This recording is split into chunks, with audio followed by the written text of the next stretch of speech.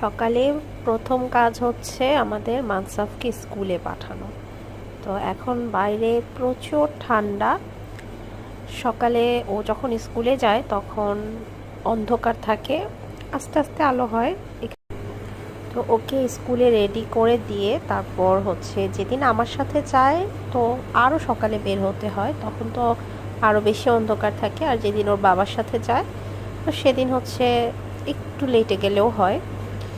তো বাবা যেহেতু পাতি নেতে দিয়ে নিয়ে যায়, আমার সাথে গেলে একটু হেঁটে হেঁটে যেতে হয়। তো ওকে আমি রেডি করাচ্ছিলাম ঘুম থেকে উঠে, কত কিছু পরিয়ে দিচ্ছি, জ্যাকেট, টুপি। ওর এই টুপিটা হচ্ছে র্যাবিট টুপি, এটা আমরা নাম দিয়েছি। আর খুব পশমের, আরামদায়ক। আর ওর নাকে বাতাস লাগলে দেখা যায় যে ঠান্ডা লেগে যায়, তো এই ব্যবস্থা। তাকে অনেক কিছু পরিয়ে, হাত মোজা টোজা পরিয়ে দিয়ে তারপর বিদায় দিলাম। তারপর হচ্ছে ওর যখন স্কুল ছুটি হবে তখন আবার আমি যেয়ে ওকে নিয়ে আসবো। এখন ও বাবার সাথে যাচ্ছে।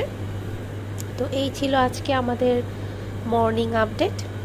মানসাফকে কীভাবে স্কুলে পাঠাই তো সেটা একটু শেয়ার করলাম আপনাদের সাথে।